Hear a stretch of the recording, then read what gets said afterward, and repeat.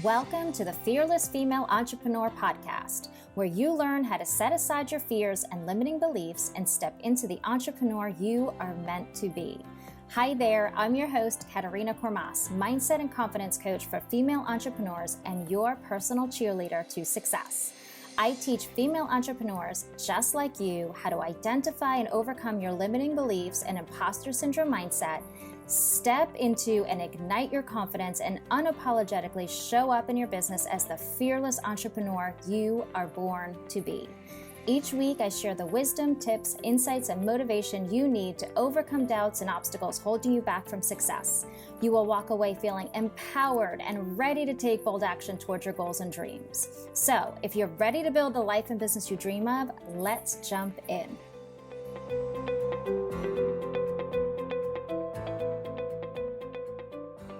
Hello, y'all. Welcome to the Fearless Female Entrepreneur Podcast. I am so glad that you joined us today, and I'm super excited to introduce Liz Beadon. She is the founder of Loyalty Growth Lab, a loyalty consultancy on a mission to help membership sites make a more powerful impact on the world through retention.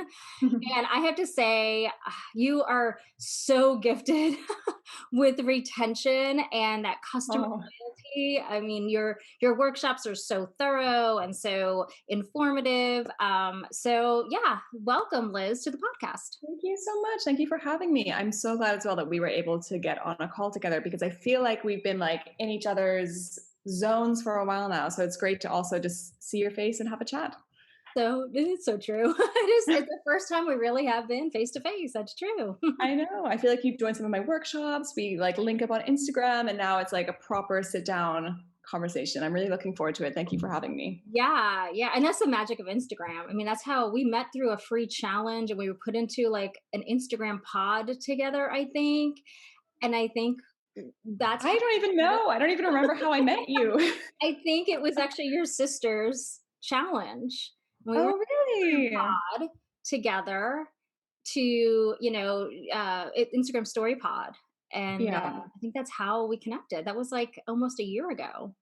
Oh my goodness. I honestly don't even remember that. That's so funny. There's just people that I know from Instagram who I don't even know how I know them, but they're such a big part of my Instagram life. And you're just one of those people. Yeah. But that would make sense, because I do remember doing one of Alex's challenges about a year ago. So you could be right. Yeah. So tell us a little bit about yourself, because you just made a huge transition from your corporate job to going full-time in your business. You also moved to a totally different country in the middle of a pandemic. Like you've done it all in the past like 8 months. So share with us a little bit about yourself and about your journey. Sure. So yeah, it's been a busy past few months, but I guess I started my career working corporate side. I think I was like many millennials. I was kind of sold the dream that you go to university and you get a job and everything is packaged up like a present and it all works out perfectly. And I worked for 10 years for startups. I worked for big brands. I worked for Virgin, Samsung, working on loyalty and retention. And I was always really drawn to the customer experience and to how you could shift business metrics in a way that was both creative and human, because it's about human interaction, but also would have a positive impact, as I said, on the business and on the bottom line. So I did that for 10 years. I loved it. I loved working corporate. Like I worked with some incredible people. I did some incredible things. But yeah, then the pandemic hit. And I think like a lot of people, it just felt like a good time to just completely shift gears. So I started my business, and now here I am. Here you are. And you went full time, was it a few months ago? Yeah. So I actually had a bit of an interesting kind of shift from corporate to having my own business. And it's something that whenever I speak to anyone who's thinking about making that shift, I recommend them doing this if they can. But I actually went part-time with Samsung for probably about 5 or 6 months, I would say. So I used to be I was a contractor for them. So I was self-employed, but I was working 5 days a week. I went down to 3 days a week with them. And that was really great because it gave me the kind of financial security and flexibility to focus on my own business 2 days a week. And then from December, I went full-time on my own business. So I think the whole, like my whole business has really existed since probably July of this year, or sorry, of last year. So it's still very new. But it's definitely been an experience. Yeah. Yeah, especially during a pandemic where nothing. Especially during a pandemic, yeah. And as you said, I also moved countries. So my husband and I moved from England to the States. We're in Miami now. So it's been a lot of change, but it's, sometimes I feel like, I think we were touching on this earlier before we started recording, but the universe aligns and things just happen in almost like divine timing. And for me, all of this change happened in a way that felt really natural and really good. And I was just kind of taking the next step where I could and following what felt right. And it's led me here, and so far so good. Yay! Was there something specific that, like, sparked you, like, you to leave 9 to 5 and start your own business? Was it just that pull? Was it just like, "This is I can envision this. This is, like, my next the thing I want to bring to the world?" I think it was a combination of things. I think first of all, I had an inkling that my husband and I would be moving at some point. And while I was doing really, my career was going really well. I had, to give you a bit of a background, when I was 20, I'd set myself an income goal that I wanted to hit by the time I was 40, and I ended up hitting that before I turned 30. Wow. I was making really good money. I was working on really cool projects. I loved what I was doing, but I had this feeling that at some point I was going to be moving. And so I thought, before I sink more of my time and energy into my career here in the UK, let me try and build something so that when I move, I at least have a little bit of something that I can, call my own to then run with once we move. So that was one thing. But also, in the pandemic, by a stroke of luck, I was actually in lockdown with my sister, who's Alex Beadon. Who, yeah, I know you know her because, as you said, that's how we met. Instagram stories queen. Instagram stories queen, indeed. But she's had her own business. Like, she's never worked for anyone. She's had her own business since she was like 20 maybe, and now she's 31. And we were in lockdown together, and she actually has a membership site that helps people with Instagram story prompts. So people pay a subscription service, and every day there's a new prompt for them that they can download and kind of use to encourage their Instagram stories and drive engagement, et cetera, et cetera. And we were in lockdown together, and it was the first time that she's really seen me working and been, with me in a house, seeing me in my element, leading meetings, talking to different people.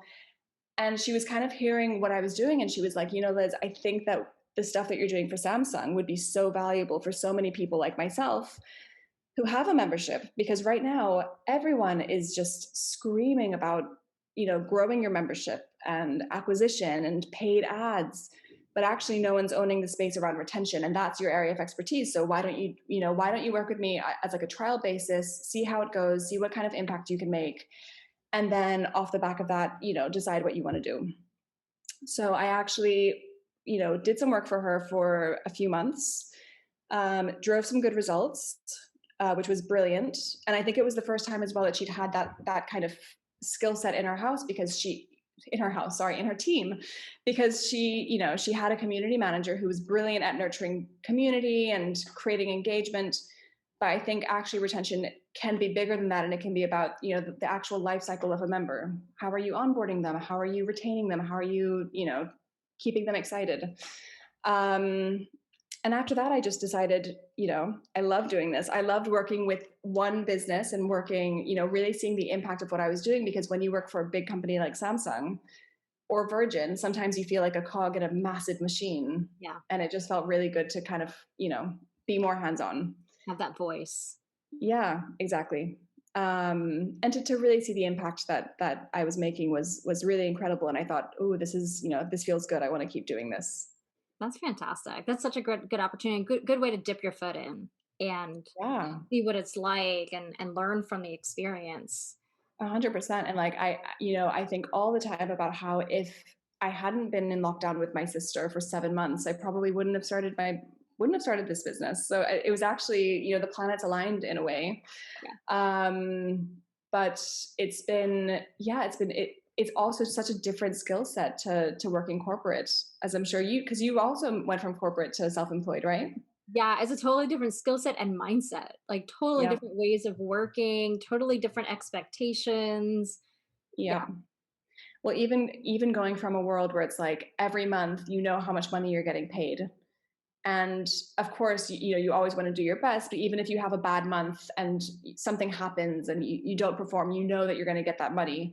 Whereas now being self-employed, it's really more of like a mentality of you have to go out and, you know, sell, you have to do the work, you know, there's so many other things that you have to do, which I think is also really exciting. I think it adds a really interesting element to having a business. I think it can be stressful, but it can also be a lot of fun. Yeah. Yeah. And we were talking earlier about intuition. Like it really teaches you, like it's all you. Like you have to know yourself to be an entrepreneur because, as you said, you're a cog in a wheel in a bigger corporation where they're telling you this is what you need to do, this is the metrics you have to hit, and all of a Yeah. sudden you're like out on your own. You're like, who am I? What am I doing? Do I even like what I'm doing? Yeah. Like you really are like it's like it really is about personal growth, not just growing your business. And you're learning so much about what you're capable of and what you like and don't like and what you're willing to sacrifice and not sacrifice. Yeah. And also, you know, resilience, because when you start a business, there are moments like I'll never forget. There was a moment when I was in my study in tears and just, you know, telling my sister, oh my God, what have I done? Is this a good idea? And she was like, Liz, congratulations, now you're an entrepreneur because this is part of the journey. Like, you're gonna have the days when you feel rubbish and you want to cry, and that's part of it. The hazing has begun.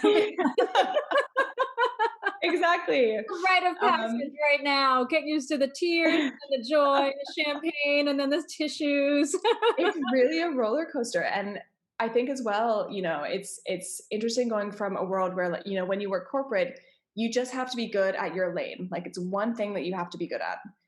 Whereas now, as an entrepreneur, as I said, you have to be the salesperson, you have to be the marketer, you have to actually deliver on the service that you're delivering on.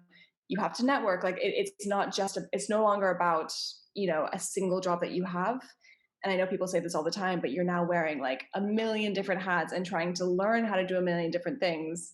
Um, and yeah, it can be, I think as well, you know, having spoken to other people who have started their business, and it was something that I was very mindful about when I started my business, it's really easy to get caught up in there's always something more to do. Like there's always, you know, you can shut your laptop down and know you have 50 other things that you need to do for your business because it never ends. Yeah.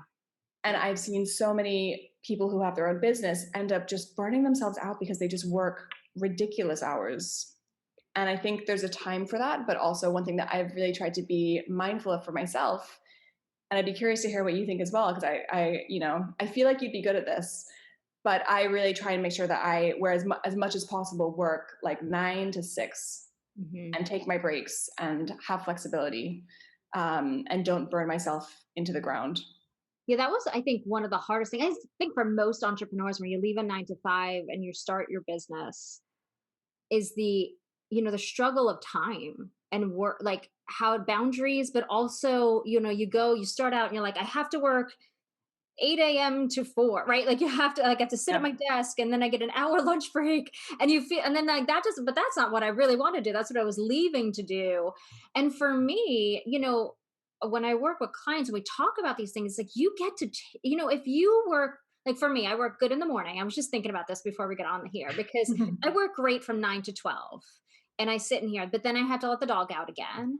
And then I go eat lunch and then like I don't want to work again, but then I find at like 6 7 o'clock I might wrap up a few admin stuff, and so everybody has to find their like rhythm. But you're right, it's also setting the boundaries, and I think that's Yeah. always like the fear as an entrepreneur. Like you said, there's not the consistent paycheck, so people are like, I have to constantly be working so that I make sure I make that paycheck. And then even if they hit that goal at the end of the month, the next month starts and like, but I have to hit that goal. And then so then they're on that hamster wheel of trying to do all the things to make sure they hit the goal. And Yeah. then they kind of forgot that they really wanted time freedom when they became an entrepreneur. Yeah. And I think it's a learning experience on, it's easy to get stuck in the weeds of the business and as opposed to what the money making, like the relationship building, the actual thing that's going to bring you money are the relationships. And people tend to spend more time on the admin stuff, creating all the back end stuff, and Yeah. then they're working all the time because they're always in creating mode. No, absolutely. I think it's Alice Benham who says that, we need to make time to not just work in our business, but also work on our business. So, I think especially speaking to a lot of membership owners, for example, the great thing about memberships is that they provide a relatively consistent source of income. So you can have a gauge of, okay, I know that, every month if I have X number of members and it costs Y dollars per month, I know roughly how much, at least how much money I'll make every month. But the challenge is, with memberships, there's so much that needs to be done, that it's so easy to just get so caught up in, as you said, being in the weeds and just tending to the day to day and not actually taking a step back and saying, okay, what is the right thing for me to do to really step change my business or my membership or whatever it is and where I'm going. Yeah. So that's something that I've also been trying. I'm also a huge planner. I think a lot of people don't like planning. Do you like planning? This is my Bible right here. Ah! Yes. It's funny, like we were talking before, I love to plan, Yeah. but I also love to let it go as well. Like create Yeah. the plan, take the action, but just kind of allow the magic to happen with it too. Yeah. But I know so many people who don't like to plan, and I just don't understand it because I honestly give me targets, give me a plan, and I am so happy. But yeah, I also find that planning out, what I want to get done for the week or for the day really helps me stay focused and really helps me make sure that I'm not just, working in my business, but also working on it and thinking about the things I need to do that will really drive additional revenue. And it's something I'm still learning. Like my business is still so new. I'm still kind of getting up to speed with being my own business owner versus, being an employee. But yeah, it's definitely something that I think about in terms of prioritizing because there's so much that you could do. What should you do? Yeah. Especially when you get into the entrepreneurial world, everybody's telling you, you can go in this direction and you can go in this direction and you can do this to make money and you could do this to make money. And all of a Yeah. sudden, 6 months goes by and you've bought all the courses or you've soaked in all the information. And you're like, I don't even know what to focus on anymore. Which one's right for me? I think as well, there's, and I see this a lot, at least in the workshops that I teach as well. And you'll know this because you were in you were in the BYOM group program. I feel like there's a huge appetite for people to buy courses and to do courses so that they feel like they're making progress. But actually, what's just as important is taking the time to action what you're learning. Hmm. Because what feels like progress isn't always progress. It's like checking emails. I could check my emails, every 5 minutes and feel like I'm being really productive, but actually I'm not making any progress. Yeah. Yeah. Um, The course thing is also the fear of not feeling qualified enough. So they're not taking people don't take the action because they're like, I need to learn more. I don't know enough. She knows more than me. She has the secret formula. I need to learn from her. I need to learn from her. I need to yeah, learn from her. And they're not actually taking any action. And they're just in the learning mode because they're stuck in the I don't know enough. I'm not good enough. I need yeah. to know more. I need the secret formula. One thing that because I fall into it too, I see people advertising courses and I think to myself, oh my gosh, that looks really good. I should buy that. But I'm at a point now where before I buy my next course, I always try and make sure that my last course has paid for itself. So That's I try and make sure that what I've learned from whatever I've done, I've implemented and have made that money back. yeah. As much as possible. Obviously, there's exceptions here and there, but that for me has worked really well to make sure that I don't fall down a rabbit hole of just buying a bunch of courses that I end up not using. Yeah. That's smart. Little like ROI, return on It's investment. working so far, but it's true because I think especially it's really easy, or at least I find it really easy to write off as a business expense. Have you seen that Schitt's Creek episode where he's like, "Oh, you write it off"? It's a tax write-off. Yeah. Tax write-off. Exactly. I feel like it's so easy to write off courses and be like, oh, it's a business expense. But actually, if it's not making the money back, then it's, obviously not good for business. It's not really a business expense, it's an expense. Yeah, exactly. But yeah, I mean, that's my approach to learning and making sure that I'm not focusing so much on learning and not enough on implementation. Yeah. And I think as well, in my, the teams I've worked with in the past and the leaders that I've worked for, they've very much biased towards action, and not just for having plans and strategies, but saying, okay, we have this strategy, like, what are you going to do about it? When are you going to actually action it? And I think that's something that I've brought into my entrepreneur world, as I call it, which has been a massive asset, I think. Yeah. Yeah, and you can make all the strategies you want to, and you can learn all the things, but you actually don't know anything until you take action. You don't know if it's Exactly. going to really work. You don't know you need to tweak.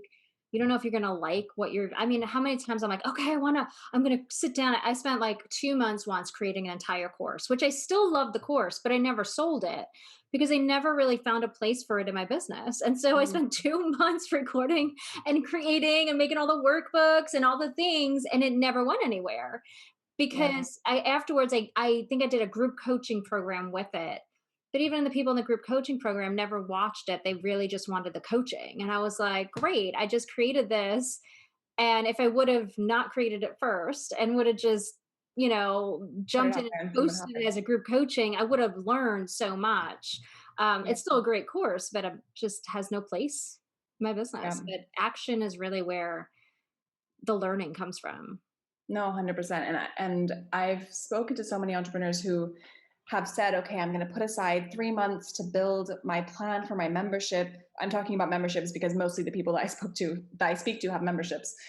And for me, it's like, if you want to spend 3 months building an audience, great, but you don't need 3 months to build a plan for a membership. Throw something together, run a beta, see if it works, tweak it. I think you said it perfectly. Like, you don't know what you don't know until you try. Yeah. And then you can say, okay, this worked, this didn't work. I mean, first year with my membership, I mean, I was doing monthly master classes that nobody ever watched. So every month I'd spend hours creating these master classes and these Yeah, trainings that nobody had time to watch. I yeah. mean, that was my strategy, and I was going to do it. And I never actually asked the members if they watched it or if they wanted to watch it or if they needed it. That was I just, think as well, like, I think a lot of times things make sense in principle, but then in practice they don't make sense. So you could say, I want to create a membership for people who have a career, and I'm going to have a monthly 1 hour training about a different topic every month. And you can build something that makes a lot of sense, but actually when you put out there in practice, it's not what people need. It's not scratching the itch that they have. yeah, yeah, yeah. Um, Yeah, and yeah, I everybody's think, audience is so different. Even in the same niche, you can be yeah. attracting totally different audiences that, like, I belong to a few that do the monthly master classes, but my audience doesn't want that. They want more one-on-one handholding. Yeah, no, 100%. But again, you don't know until you put it out there and try it. Exactly. Take action. But it's Messy so action. easy to not take action. Like, I think, as well, it's quite scary to take action. It's quite scary to put yourself out there and be like, I'm going to try this new thing and see if anyone buys it. It feels actually really vulnerable to actually ship something and put something out. Oh, And yeah. actually, I think that's why a lot of people don't. I think that's why they kind of let perfectionism be the procrastination excuse that they need to never need to ship. Yeah, yeah, yeah. But Like, yeah, send things out into the world and try it. Yeah, and yeah, there's a lot of people that just try and make it perfect too and wait for it to be perfect, but you can put all the dot the i's, cross the t's and everything, and then still put it out there and it's still flop. Like, yeah. it's No, absolutely absolutely. nothing. If you think it's perfect, it doesn't necessarily mean it's going to work. Yeah, 100%. Yeah. So besides, time being like a challenge, what other like limiting beliefs came up for you, or other obstacles with starting your business? I think the and this might sound a bit strange. I think one of the biggest challenges that I had making that change was actually telling people about it.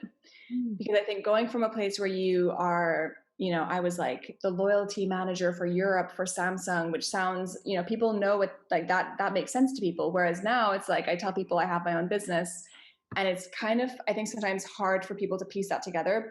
And I think I'm doubly self-conscious about it because my business is so new. I'm not someone who's been in business for 10 years or who has, I'm still at very early stages. So I think having well-meaning people tell me that I could probably find a really good job in Miami, for example. And I'm sure I could. Like I've been doing the corporate thing for 10 years. I know how to go to job interviews. I know how to get a good job. But now I'm at a phase where I want to try something new, and I'm really committed to this business. I'm really committed to making it a success. And I think, and it's silly because really I don't need the approval of anyone. Like there's, my higher self is telling me, like, Liz, why do you care what anyone else thinks? Why do you care if someone is making these comments about you getting a job? But I think there's also a human element where naturally we seek the approval of others, rightly or wrongly. And I think it's definitely a vulnerable place to be in, where what I used to do was people understood that, whereas now I don't know if they do as much anymore. Funny story. Before this morning, my dad called me, and I had the massage business. And so, two funny stories. First, my dad's an entrepreneur. My grandfather owned his own business. My dad has owned his own business. But I always thought they wanted me to be a 9 to 5 because it was secure, your salary, your benefits. So when I finally quit my job to start my massage business and coach, my dad was like, "Oh, thank God." He's like, "We thought you should have done that like years ago. We never understood why." And he had told me after college, "Well, now you should be your own boss. You have your degree." And I never put the things together. And here was my dad after I quit my job going, "We've been talking about this. I had an argument with your grandfather that you should have been doing this." And he said, "Leave her alone to figure it out herself." But at this morning, he understood the massage business, but I never talked about my coaching business. I didn't think my family understood. Then the other day, my sister's friend called, and she wanted to know if I could help her start her business. And my mom must have told my dad. And my dad called and goes, "So how's the new business? What are you doing?" And he wanted to know. And I just thought they wouldn't understand that Yeah. when he's coaching, or he could tangibly see what a massage business was. But he had Yeah. no idea what this online, coaching kind of thing was. And I had an uncle sit down with me last Christmas and be like, "Let me tell you what I think about. Why don't you go to get a job? Then you'll have health insurance." I mean, we do, Yeah. and I think it's part nature. Like the way I see it is like it's like that. How animals have packs, and you want to fit in with the pack because it's just Yeah. like innate, natural, desired survival of the fittest, right? If Mhm. you have a pack and people approve of you and you fit in with them, and they understand you, then you're safe against the enemy. I think of it as like our like natural instinct to want approval from everybody so that we're not the outcast and left to the wolves. No, 100%. And that's so great that your dad like wants to know what you're doing and is so supportive. It makes such a big difference when your family is supportive. And I mean, to be completely honest, like when Alex first started her business, she was kind of the first entrepreneur of our family, and she was like 20, trying to start a business, and the whole family was like, "Alex, like, what are you doing? You need to get a job, do the traditional thing." And now she's flying, she's doing amazing things. So I think in a way she's made it easier for me because my family have more of an understanding of like the world that I'm walking into. But I think people on the street don't really know that there's this whole like, world of entrepreneurialism. Or I don't know. I'm like, what's that word? You know what I mean? There's a whole world of entrepreneurs online, and they're all, starting businesses and doing exciting things. And to try and describe that to someone is quite hard who's not in that world themselves. But Especially also, when you're dealing with online, because people can't touch it and feel it. And they don't necessarily like when they buy something online, they still think of it as a store. yeah, But the online connection, like I don't consider myself an online business in a way because I'm helping people to people, but other people, like, I don't get, like, do you go to an office and you do this? Like a psychologist? Like, it's that they can't really see it because if they're searching, they're never going to come across a retention strategist, right? Like, they're exactly. not. Like, what is that? That's a made up thing, but they don't And understand memberships or, yeah. well, even when I talk about online memberships, and when I tell people, there's a lot of memberships online, and I help them keep their customers for longer to make them more money. People will be like, "What kind of memberships?" And I'm like, "Well, there's memberships for entrepreneurs. There's memberships for people's soul to help them, better take care of themselves. There's memberships for pet owners. Like the list is as long as my arm. Like there's so many memberships, but I think people struggle, as you said, because it's not like a tangible thing. They can't wrap their head around it. I remember when I was first learning about memberships, and they like, it was Stu McLaren, and he was talking about, he was like, in one of the exercises was like, write out all the things you subscribe to. And it was like, Netflix is a membership, Hulu's a membership, HelloFresh is a membership. And people don't realize those are, you're a member, your Costco membership, you're paying monthly for something. Yeah, no, 100%. Yeah, it's just one of those things, isn't it? Like, I think it's, I was watching, have you seen the movie I think it's called The White Tiger on Netflix? Mm-mm. It's about this this guy who comes from a poor background, and he uses his entrepreneurial spirit to kind of get out of poverty that his family is living in. But in the movie, he talks a lot about, or there's a part where he's talking about there's a bunch of like chickens in a cage, and he's saying, the chickens are trained to stay in the cage, and if they could escape, but they don't. And he kind of draws the line between that and having having your freedom financially and in terms of time. Mm-hmm. And it's really interesting that and I think this is changing now, but it's interesting that historically we've always really put a lot of kind of, we've praised having a corporate job and having security and all that jazz, whereas actually any of us could quit our job and start a business. Any of us could do this. And so many people don't, out of fear or out of, this ingrained idea that, going corporate is the right thing to do. But right. there's other options, like life, you can do whatever you want with your life. Well, if you think about it, a lot of people don't realize they're in the cage, right? They don't actually see the walls of it. And I think that's one of the hard things about being an entrepreneur, and is that you get out there in the world, especially with the online world now, where access to information galore, and you're starting to meet new people that are also entrepreneurs. And all of a sudden you're seeing other ways of doing things and more ways. And it's the most overwhelming thing. And I work with a lot of clients that get lost in it. Like, oh my God, I have to be on Instagram, and I have to be on Pinterest, and I have to be doing this and this and this. And they no longer know how to filter out what they want, because they went from a box where this is my 9 to 5, this is how I live my life, down to like, my paycheck is in a box. It doesn't, doesn't get much higher, it goes up in increments. And all of a sudden, like, you can make as much money as you really work towards, and you have so many avenues. It becomes overwhelming. And people, I think that's why a lot of entrepreneurs quit, is because they get so lost. Like, as you mentioned, like, there's so much to focus on. What really needs my attention? I just did a podcast about how we then worry about like the growth of our business and all these other avenues, that we forget to nurture what's in our business already, what's already like, and as you, like a membership, retention expert, nurturing the clients you already have, like that is already in your wheelhouse. You can't be, I gave the, like, if you owned a storefront and you were always outside trying to bring people in, but there were already people in your store and you weren't nurturing them, but you were trying, like, you're going to lose the people that are already in there. No, 100%. There's actually do you know Naval Ravikant? Have you heard of him? Mm-hmm.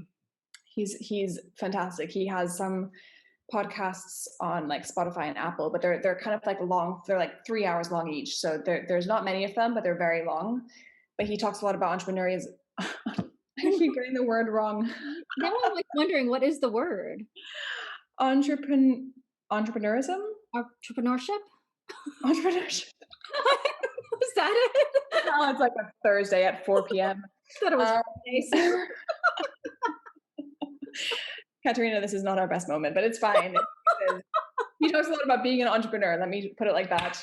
And there's a book that he recommended, which the name of the book escapes me, but I'll have to find it and give it to you, because it was just such a great book. And in the book, they he talks about how I actually don't agree with this. He says that people who work in 9 to 5 jobs are basically like a submissive dog, and that they are, they're told when to be at the office and what to wear and what to do. And I think in a way I could see that perspective, but also honestly, having a 9 to 5 jobs, there's also a lot of great things about it. You have stability, you have holiday days where you can take days off and not be thinking about your business. Like, pros and cons on both sides. Yeah. And there, entrepreneurship, I think it's ship. That's it. Entrepreneurship. Yeah. It's not for everybody. And like, just like jobs are for everybody, like are for like a group of people, and there's nothing wrong with either. It's when you're not following. Like if you have an inner guide, for me, there was always a pull that this doesn't feel right. This doesn't feel Mhm. right.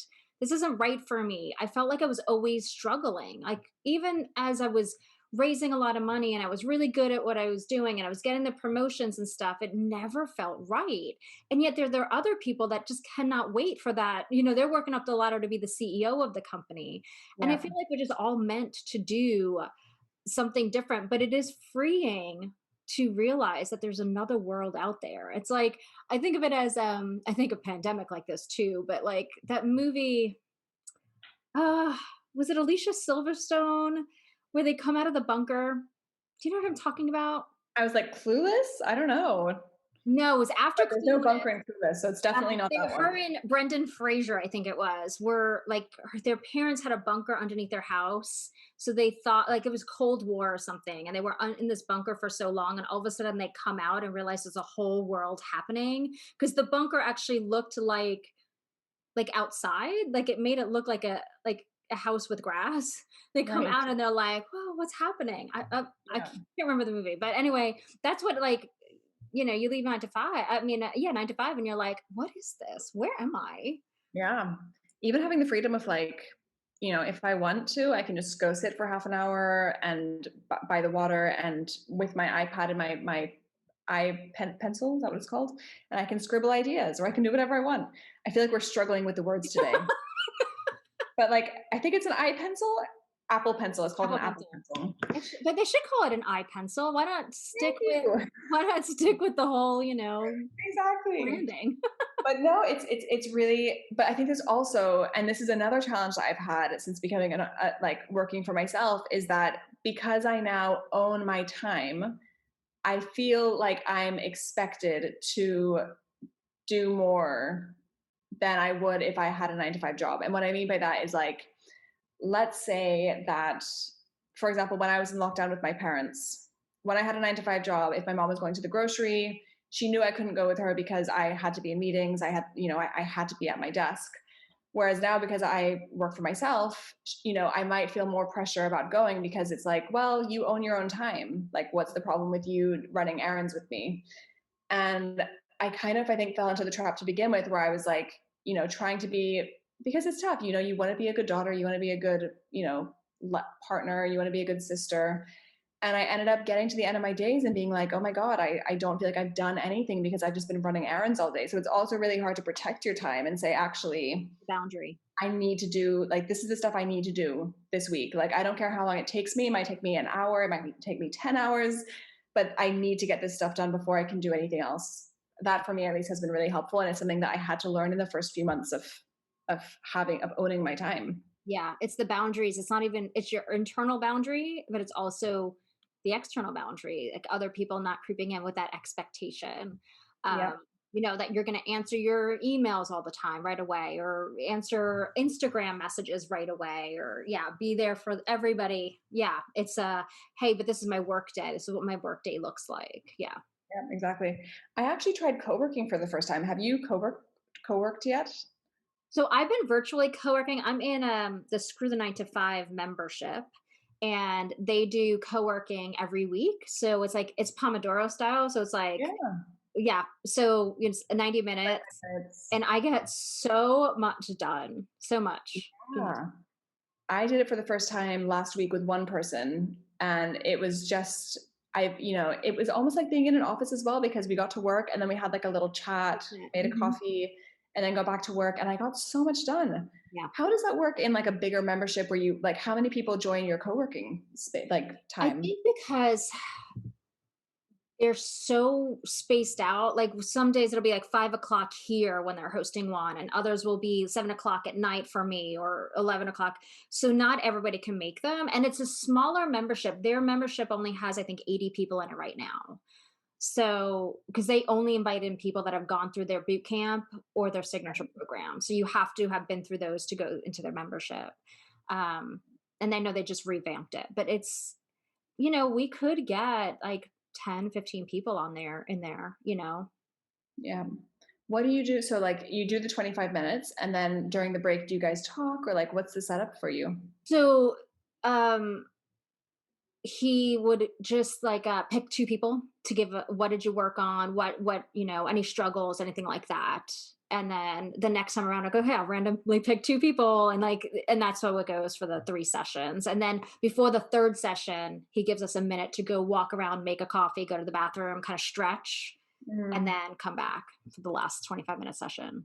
Yeah, and they're so helpful because I know I'm going to get work done. I just started instituting it in my membership. It was only one session so far, and nobody was able to join because I only have like 11 people in there right now. But I love it. I love because it's also accountability. I'm going Yeah. to show up and I'm going to do this work. Yeah. No, for sure. And also feeling like, I know that obviously, usually you start working for yourself, so you're not chained to your desk. But for me, at least, it felt good to have, like, I could see someone's face there and think, okay, I'm going to do my utmost to try and sit here and do the thing that I set out to do, Yeah. to actually make some progress versus just like check my email or go like whatever else I was doing. It was really, as you said, the accountability is fantastic. Well, and that's that's the good thing about those membership groups is like one, you get that inner circle, like you get to meet, and especially for people that listen to this podcast, they tend to be new, like that inner circle experience and the relationships you build in them, Yeah. um, and that accountability. At any point in time, you can pop into that membership and be like, okay, I'm struggling with this, and they help you through it. But also the co-working or the accountability partners. I mean, I don't know how I would be where I am today without I think the first thing I found when I became an entrepreneur was a membership all about building a business. And without that support, I don't even know if I would still be an entrepreneur Yeah. trying to figure it out on my own. No, for sure. I was lucky. So when I decided to start my business, the advice that my sister gave me was, Liz, if you're serious about this, get a business coach, like invest in yourself and give yourself the best foundation from which to build your business. Like, don't just go into it blind and just start trying things. Like, really have someone to hold your hand and take you on that journey. So I started working with someone called Jade Gemma, who I actually first spoke to Lisa Johnson about being my coach. But at the time, I don't know if you know who Lisa Johnson is. Yeah. She's brilliant. So at the time, I wanted to focus on one-to-one work. So I spoke to Lisa Johnson and she was like, Liz, honestly, like I work more with group program type of stuff. But she was like, Jade Gemma used to be my coach. She's amazing. Like, check her out. So I spoke to Jade, ended up working with her. And as part of my package with her, I got access to this group that she has called the Sales Squad, which is like, I think it's maybe like 10 or 15 people who are business owners who every week we jump on a call and it's just like a hot seat kind of like vibe. And people talk about what they're working on, what their wins are for the week. And just having a group of people who, as you said, who are like on that journey and who know the struggles and who are like, as on that journey, it makes such a big difference. Yeah. Not just for your confidence or for my confidence, but also to give me the motivation to keep going. Because I think if I didn't have those people around me, I would have, it just feels like a dream when you can't see people around you doing it. Yeah. Yeah. So I had written off doing a podcast. I wanted to do a digital magazine, and I was like, do a digital magazine, and I joined a mastermind. And I'm telling you, every member, including my coach that hosted the mastermind, was starting a podcast. But I had written that off like that's for celebrities. I had listened to like the Serial podcast. I'm like, I'm not a reporter. I'm not a blah blah blah. Like I can't do this. And everybody was starting them, and they're making it look so easy. But I had already said like that's not something I ever be able to do. Like I'm not qualified for that. But I just never knew it was an opportunity. And that was from a mastermind that I was like, oh, they're doing it. And I watched them start theirs and I watched them have listeners and people subscribing. And I was like, well. tell me more about this podcast thing. Oh my gosh, I feel like we can chat all day long. Oh, this has been so much fun. Well, so to wrap up, what are one or two pieces of advice, whether about memberships or about being an entrepreneur, that you would share with newer like entrepreneurs within 1 or 4 years of business? Whether about building relationships or about, being in business, getting started, mindset. What are tips? 1 or 2 tips. Yeah, I would say definitely surround yourself with the right people. Make sure that you're not going it alone. Because I think, as I said, I think if you start on this journey without anyone in your life who's also on this journey, it can probably feel very lonely and also feel very unrealistic. So make sure that you get a good kind of group in place that are on that journey and who can help support you. And also, I think, just keep going. It gets hard, and there's bad days and there's good days, but every bad day is a lesson, as we were saying earlier. And eventually, you'll figure out how to make it work. It just takes time. So give it time. Everything's a process. And it really is a process. I mean, I'm just totally revamping my business now. I mean, it is like a learning experience, and it's okay to tweak it as you go. Yeah, no, 100%. Like, I think as well, so often people expect to have that like ta-da moment where they think of something and then think, okay, I'm going to create it and it's going to be the finished product. But actually nothing's ever finished. Like, everything is always in flux. Everything's always evolving and needs to be tweaked and developed. And so just be open to that process, because it's just part of being an entrepreneur. Yeah. And you never know, like I'm going back to one-on-one coaching mostly. And it was because I had a conversation with somebody who wanted to become a coach. We were talking about training, and I don't know why I went to go get my textbooks from my training course. And I was like, oh, I remember what I really wanted this business to look like. And it was like this moment, this was like 2 days ago, where I was like, that I just like totally brought it back to my heart. But I had gone on this journey of, I have so many group coaching programs and workshops and memberships, and I realized, you have to just be open to taking the action, learning from it. I mean, every big coach out there, every big entrepreneur out there changes their programs and services many times over, and they might come back to what was really best for them. Yeah. And it's okay to do that. You don't have to figure it all out the first time you try. No. And I think if that's what you expect to produce something and that be the finished product, then you're always going to be disappointed, because, as you say, there's always, evolution and development that needs to happen, even for the biggest coaches. So definitely for the, people just starting out as well. The more you do personal development and up level your goals and your dreams, different priorities, different ways you want to work with people, they all shift. Yeah. It's an adventure. It really is. You are such a wealth of wisdom. Thank you so much for joining. I really appreciate it.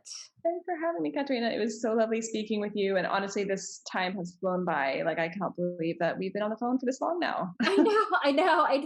Is there, where can people find you and follow you? So people can find me on I'm mostly on Instagram. It's Liz Beadon. And I also have a website, loyaltygrowthlab.com. And I also have a Loyalty Growth Lab Instagram handle as well, if you want to check out my business page. Awesome. And I'll put those in the description too, so that they can click on the links and go follow you. She's a lot of fun to follow. Her adventures in Miami, and her eating on the beach and walking on the beach and dolphins in the water. Yep. It all happens on my Instagram account. Well, thank you so much. Such a pleasure to have you. What a great conversation. And y'all, I will see you next week for next week's episode. Bye. Hi, lovely. Thank you so much for listening to the Fearless Female Entrepreneur podcast. I want to invite you to join me over on Instagram at True Joy Experience. That's where I share how-to tips, inspiration, and my own personal stories on how I gained the confidence and clarity that helped me leave my 9-to-5 behind and design a life and business that I love. And don't forget to subscribe to the podcast so you can receive the latest episode right to your phone each week, right when they launch. Finally, if you are ready to become the fearless female entrepreneur that you are meant to be, download the Mindset and Confidence Assessment to discover what is holding you back from stepping into all you are capable of achieving.